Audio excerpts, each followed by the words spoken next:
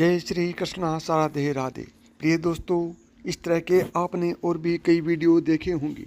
सबने कुछ न कुछ आपको ज़रूर बताया होगा, लेकिन आज के वीडियो में मैं आपको प्रॉपर केस स्टडी की तरह से गाइड करूंगा। और आज का वीडियो आपके लिए बहुत ही इम्पोर्टेंट और इन्फॉर्मेटिव होने वाला है। आप लोगों में से कई साथियों के मेरे पास फ़ोन आते हैं कि सर आपने बिल्कुल सही बताया है, हम आपके वीडियो शुरू से लेकर अंत तक देखते रहते हैं। और साथियों, एक बात और आपको मैं बता देता हूँ, यदि आपको किसी तरह की कोई भी समस्या है तो मुझे कमेंट बॉक्स में ज़रूर बताएं। मैं आपको उसका कोई न कोई समाधान अवश्य बताऊंगा। अभी आपका ज़्यादा समय ना लेते हुए शुरुआत करते हैं आज के प्रमुख टॉपिक की। जब घर में भगवान का वास होता है तो आपको ये संकेत जरूर मिलते हैं। भगवान को खुश करने के लिए लोग बहुत सारी पूजा पाठ और व्रत करते हैं। भगवान के आगे सुबह शाम दीपक जलाने से लेकर भोग लगाते हैं ताकि भगवान की कृपा उन पर बनी रहे और उन्हें जीवन में किसी भी तरह की समस्या का सामना न करना पड़े। यह तो हम सभी जानते हैं कि भगवान की पूजा और अर्चना करने पर वह हमसे प्रसन्न होते हैं, पर क्या आप जानते हैं कि वह हमें इस बात का संकेत भी देते हैं? आइए जानते हैं इन संकेतों के बारे में, जो आपको ये बताते हैं कि भगवान की विशेष कृपा आप पर है या नहीं। नंबर 1, अगर आपको रात में नींद के दौरान बार बार सपने आते हैं और सपनों में मंदिर, भगवान की मूर्ति या फोटो दिखाई देती है, तो इसका मतलब है कि आप पर भगवान की कृपा बनी हुई है। कई बार ऐसा होता है कि आप किसी चीज़ को लेने के लिए आगे बढ़ते हैं, लेकिन लेते वक्त आपके मन में उसे लेकर कुछ संशय आ जाता है। सब कुछ ठीक होने के बाद भी कुछ ऐसा होता है कि हमें उस फैसले को लेने से मन रोकता है। इसका मतलब यह माना जाता है कि आपके साथ किसी देवीय शक्ति का आशीर्वाद है। नंबर 2, जिन लोगों पर भगवान की कृपा होती है, वह अमीर हो या गरीब, उन्हें हर जगह सम्मान मिलता है। अगर किसी को कम मेहनत करने पर भी सफलता हासिल होती है तो ये भगवान की ही कृपा की निशानी है। भगवान उन्हें हर परेशानियों से बचा लेते हैं। जिन लोगों से भगवान खुश रहते हैं वह हर परिस्थिति में खुश रहते हैं। उनके जीवन में भले ही कितने ही दुख क्यों ना हो, वे हमेशा खुशी से ही रहते हैं। उन्हें कभी भी किसी भी परेशानियों से डर नहीं लगता है। वह हर मुसीबत को आसानी से पार कर लेते हैं। नंबर 3, उल्लू दिखना शुभ होता है। हिंदू धर्म में उल्लू को काफ़ी अहम दर्जा दिया गया है। उल्लू को माता लक्ष्मी का वाहन माना जाता है। लिहाजा यदि आपको कहीं उल्लू दिखाई दे तो यह एक बेहद ही शुभ संकेत माना जाता है। किसी जगह अचानक उल्लू दिख जाए तो समझ लीजिए कि जल्द ही माँ लक्ष्मी आपके घर में पधारने वाली हैं। नंबर 4, खान पान में आने लगता है बदलाव। माँ लक्ष्मी जिस घर में भी आती हैं उस घर में लोगों के खान पान की आदतें बदलने लगती हैं। कहा जाता है कि ऐसे घरों में लोगों को भूख कम लगती है। खास बात यह है कि ऐसे लोगों को कम खाना भी पर्याप्त लगने लगता है। इसके अलावा ऐसे घरों के लोग नशा और मांसाहार से भी दूरी बनाने लगते हैं। नंबर 5, झाड़ू लगते दिखे तो हो जाएं खुश। धन की देवी माँ लक्ष्मी को साफ सफाई बहुत पसंद है। जिन घरों में साफ सफाई होती है, माता लक्ष्मी उसी घर में वास करती है। इसके अलावा माँ लक्ष्मी को सफाई में इस्तेमाल की जाने वाली झाड़ू भी बहुत प्रिय होती है। कहा जाता है कि सुबह के समय कहीं जाते हुए यदि आपको कोई घर के बाहर झाड़ू लगाता हुआ दिख जाए तो ये बहुत ही शुभ संकेत होता है। नंबर 6, शंख की आवाज़ देती है शुभ संकेत। हिंदू धर्म में शंख को एक अहम स्थान दिया गया है। इतना ही नहीं, शंख की आवाज़ भी काफ़ी शुभ मानी जाती है। इसलिए किसी भी शुभ अवसर पर होने वाली पूजा पाठ में शंख बजाया जाता है। यदि सुबह उठने के बाद आपको शंख की आवाज़ सुनाई दे तो ये एक शुभ संकेत होता है। माना जाता है कि सुबह उठने के बाद शंख की आवाज़ सुनाई देना आपके घर में माँ लक्ष्मी के आगमन का संकेत होता है। नंबर 7, यदि आपको लगातार 3 दिनों तक घर से निकलते समय नीलकंठ पक्षी दिखाई दे तो समझ जाइए कि भगवान ने आपकी बात सुन ली है। आपकी जल्द ही कोई बड़ी मनोकामना पूरी होने वाली है। नीलकंठ पक्षी का दिखना महादेव की कृपा होने का इशारा होता है। यदि आपके घर के सामने अक्सर सफ़ेद गाय आने लगे या किसी दिन सफ़ेद गाय आपके घर के सामने आकर अपने बछड़े को दूध पिलाई तो यह देवी देवताओं की आप पर कृपा होने का साफ इशारा है। यह बताता है कि आपकी पूजा प्रार्थना सफल हो रही है और आपके जीवन की सारी समस्याएं दूर होने वाली हैं। भगवान आपके सारे कष्ट और बुरे दिन खत्म करने वाला है। नंबर 8, यदि घर के मुख्य द्वार के आसपास चिड़ियाँ घोंसला बना लें तो यह बहुत ही शुभ संकेत होता है। यह इस बात का प्रमाण है कि आपकी पूजा सफल हो गई है। चिड़ियाँ और उनके बच्चों को गलती से भी ना सताएं, बल्कि उनके लिए दाना पानी रखें। यदि पूजा करते समय आप इतने भावपूर्ण हो जाएं कि आपकी आंखों से आंसू निकलने लगे तो यह इस बात का संकेत है कि ईश्वर ने आपके मन की पुकार सुन ली है। नंबर 9, आप सुबह पूजा करने के बाद घर से बाहर जाएं तो कहीं आपको बंदरों का झुंड दिख जाए तो यह भी बताता है कि आपकी पूजा सिद्ध होने वाली है। आप पर भगवान मेहरबान हैं। कोशिश करें कि उन बंदरों को भोजन दें। यदि आपके घर में बिना किसी अगरबत्ती, रूम स्प्रे या आर्टिफिशियल फ्रेगरेंस के इस्तेमाल के भी घर में खुशबू और ताजगी महसूस हो तो यह समझ लें कि आप पर ईश्वर की कृपा है। साथ ही जल्द से जल्द आपके दिन फिरने वाले हैं। नंबर 10, पूजा के दौरान घर में किसी अतिथि का आना भी भगवान की कृपा का संकेत होता है। यदि अतिथि कोई तोहफा भी लेकर आए तो यह साफ इशारा है कि भगवान ने आपकी पूजा स्वीकार कर ली है। यदि पूजा के समय जलाए हुए दीपक की लौ अचानक से तेजी से जलने लगे तो समझ जाइए कि आपकी पूजा सिद्ध होने वाली है और ईश्वर की कृपा से आपके दुख भरे दिन जल्द ही दूर होने वाले हैं। अगर अक्सर आपकी नींद सुबह 3 बजे से 5:30 बजे यानी कि 5:30 बजे के बीच खुलती है तो यह भी ईश्वर का संकेत है कि भगवान आपकी भक्ति से प्रसन्न है। नंबर 11, अगर जिस व्यक्ति की नींद अचानक से बार बार रात के 3 बजे के बाद खुलती है तो इसे मामूली बात ना समझे। ये संकेत बहुत ही शुभ माना जाता है। ऐसा माना जाता है कि रात के 3 बजे के बाद देवी देवताओं की शक्तियाँ जागृत हो जाती हैं जो कि आपसे बहुत कुछ कहना चाहती हैं।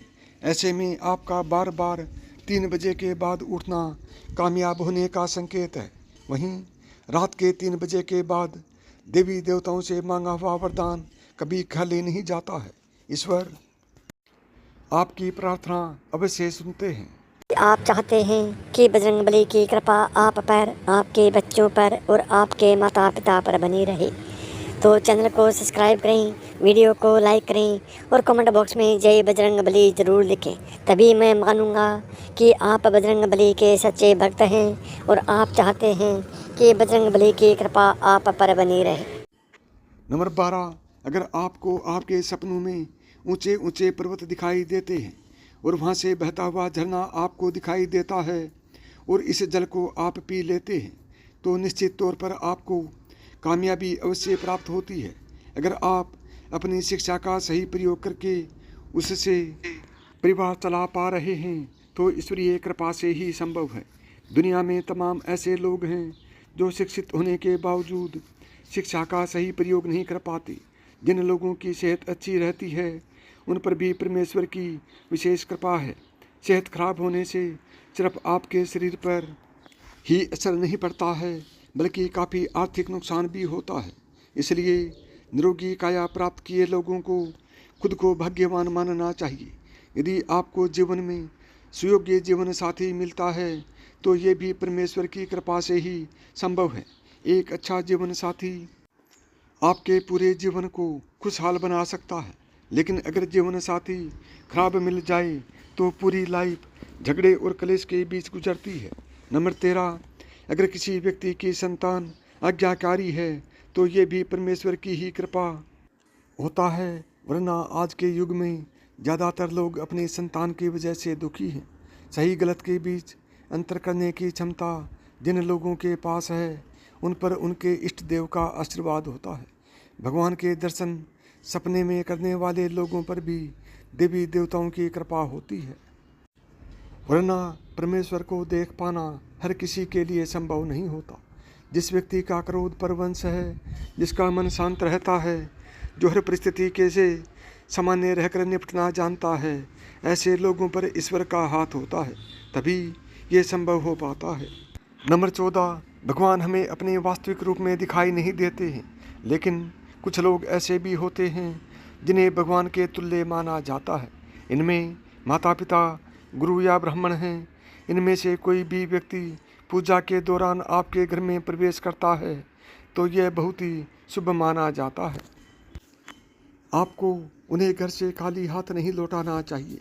पूजा के दौरान अगर भगवान की मूर्ति या प्रतिमा से कोई फूल या माला आपके पास आकर गिर जाए तो यह बहुत ही शुभ संकेत होता है। इससे पता चलता है कि भगवान की कृपा आप पर बनी हुई है और आपकी मनोकामना जल्द ही पूरी होने वाली है। नंबर 15, ईश्वर अगर आपसे प्रेम करते हैं तो उनका सबसे पहला संकेत यह है कि आप जो भी करोगे उसमें आपको विफलता मिलेगी। जी हाँ, यह पढ़कर आपको बेशक अजीब और बुरा लग रहा होगा, मगर यही सच्चाई है कि अब आप हर चीज़ में अपना 100% दोगे, मेहनत करोगे, लेकिन आपको सफलता नहीं मिलेगी। और यह बार बार होगा जब तक कि आपकी आंखें खुल नहीं जाती। नंबर 16, दूसरा संकेत यह होता है कि आपका अपने ऊपर जो विश्वास है वह खत्म हो जाएगा। जब ईश्वर आपके साथ होते हैं तो आपको बिल्कुल अकेला फील होगा। आप नहीं समझ पाओगे कि आपको आगे क्या करना चाहिए। आप खुद को ऐसी स्थिति में महसूस करोगे जहाँ कोई आपकी मदद नहीं करेगा। आप किसी को अपनी परेशानी शेयर नहीं कर सकते हैं, और अगर बता भी दोगे किसी को तो उनके लिए यह बहुत छोटी बात होगी या वे इस बात पर ध्यान ही नहीं देंगे। 17, इस अवस्था में दुख आप में चरम सीमा पर होगा। आपको लगेगा मानो कि इसमें यानी कि इससे ज़्यादा और क्या बुरा हो सकता है। आप दुख की चरम सीमा को महसूस कर लेंगे। आपने महान संतों के जीवन को देखा होगा। उनके जीवन में बड़े से बड़ा दुख का पल आया और फिर उनके अंदर वैराग्य आया। तब इस जीवन और भौतिक सुखों से आगे ईश्वर को जानने की उनके अंदर प्यास जगी। इस प्रकार अंत में उन्होंने ईश्वर का साक्षात भी प्राप्त कर लिया। इन दुखों से इंसान टूट तो जाता है, लेकिन इन्हीं दुखों से उसमें ईश्वर के प्रति प्रेम भी विकसित होता है। वह यह समझ जाता है कि संसार में सारे सुख नहीं हैं, कुछ ऐसा भी है जो इस संसार से परे है, जो ईश्वर ही है। ईश्वर सबसे पहले हमें हारना भी सिखाते हैं, क्योंकि जब तक आप हार को नहीं समझते हैं तब तक आप जीत को भी नहीं समझ सकते हो। नंबर 18, जब आपकी सारी उम्मीदें टूट जाएंगी तब आपके अंदर एक इंद्र सरस शुरू होगी। इससे आप खुद को ही परखोगे। आप अपने अंदर की खामियों को जड़ से समझने का प्रयास करोगे। जो कुछ भी खो दिया है या जिसमें भी विफल हुए हो, आप उसका कारण ढूंढोगे। आप खुद से सवाल करोगे। यही वह वक्त होता है जब आप अपनी अंतरात्मा से जुड़ने लग जाते हो और आपके जीवन में एक नया बदलाव आने लगता है। 19, इस अवस्था में आपके चरित्र में बदलाव होगा। जब आप खुद से लड़ने लगते हो तब आप अपनी खामियों को समझने भी लगते हो। इससे आप खुद को बदलना और तराशना भी शुरू करने लगते हो। इससे आप पहले से अधिक शांत, स्थिर, चीज़ों को गहराई से देखने वाला बनने लगते हो। जब भी हम ईश्वर की राह में जाने लगते हैं तो वह सबसे पहले हमारे अंदर परिवर्तन लेकर आता है, ताकि हम उसकी भाषा को समझ सकें। जब तक हम ईश्वर के गुणों को नहीं समझेंगे तब तक हम ईश्वर और उसके प्रेम को भी नहीं समझ सकेंगे। इसलिए ईश्वर हमारे अंदर बदलाव लाते हैं, हमें उनकी भाषा को समझना सिखाते हैं। चाहे वो दुख हो या किसी भी जरिए से। 20 इस अवस्था में आप किसी भी चीज़ में हार जीत का अनुभव नहीं करेंगे। यह वह वक्त होगा जब आप बदल चुके हैं, आपके अंदर बदलाव आ रहा है, आपका नज़रिया जीवन के प्रति बदलता जाएगा, जिससे बाहर घट रही घटनाओं का असर भी आपके अंदर बहुत कम होगा। बाहर संसार में होने वाली हर घटना को आप नाटक की तरह देखने लगोगे, ना कि एक वास्तविकता के रूप में। आपके अंदर साक्षी भाव आ जाएगा। आपके लिए सब कुछ संसार एक नाटक होगा, इससे ज़्यादा कुछ भी नहीं होगा। 21 जब आपको यह महसूस होने लगेगा कि आप ईश्वर के बहुत निकट हो, तभी आपको सबसे बड़ा झटका लगेगा। यह ईश्वर की सबसे बड़ी और कड़ी परीक्षा होती है। यहीं आपके विश्वास, आपकी बुद्धि, हर चीज़ तोली जाएगी। जो कुछ भी आपने अभी तक अपनी यात्रा और साधना से सीखा है, इस वक्त आपके जीवन में ऐसी ऐसी परेशानियां, दुख आदि या इतना सुख, ऐसो आराम आ जाएगा कि आपको वाकई में लगेगा कि ईश्वर तो कुछ भी नहीं, वो केवल एक झूठ है, एक छलावा है। यह समय सबसे अधिक धैर्य का होता है। अगर आप इस समय अपने पद से विचलित नहीं हुए, तो 8वें संकेत के रूप में ईश्वर या तो खुद आपके समक्ष प्रस्तुत हो जाते हैं, फिर चाहे वे किसी भी रूप में हो। नंबर 22 8वां संकेत ऐसा होता है जिसे शब्दों में व्यक्त नहीं किया जा सकता। इस स्थिति पर पहुंचने पर आपके मन में लेस मात्र भी संशय नहीं रह जाएगा कि ईश्वर आपके साथ नहीं है। आपको हर पल ईश्वर का आपके साथ होने का एहसास होगा। आप इस अनुभूति को पाकर मदमस्त रहेंगे और आपको ऐसी शांति और आनंद की अनुभूति होगी जिसे बातों के द्वारा नहीं कहा जा सकता है। तो साथियों, यह तमाम जानकारी जन रुचि को ध्यान में रख कर दी जा रही है। ज्योतिष और धर्म के उपाय और सलाहों को अपनी आस्था और विश्वास पर आजमाएं। कंटेंट का उद्देश्य मात्र आपको बेहतर सलाह देना है, इससे ज़्यादा कुछ भी नहीं। यदि आपको मेरी बताई हुई बातें पसंद आई हों तो वीडियो को लाइक करें, ज़्यादा से ज़्यादा दोस्तों में शेयर करें। यदि चैनल पर पहली बार आए हैं तो चैनल को सब्सक्राइब करें, ऑल बटन को दबाएं, ताकि मेरे आने वाली प्रत्येक वीडियो का नोटिफिकेशन आपको सबसे पहले मिले।